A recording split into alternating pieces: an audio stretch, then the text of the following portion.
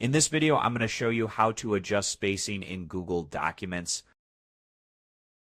Now, without further ado, this should be a quick and easy process video, so let's jump straight into it.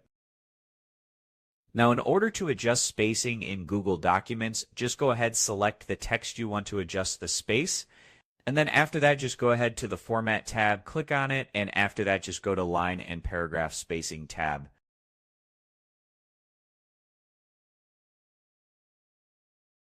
Here you can choose the spacing by single 1.5 comma, or you can double the spacing as well.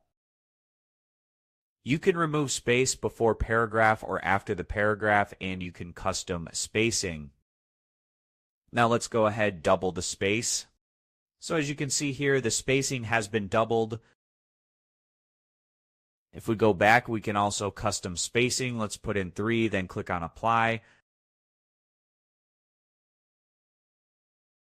And now, as you can see, the spacing has tripled. So this was how to adjust spacing in Google Documents. As always, thank you for watching.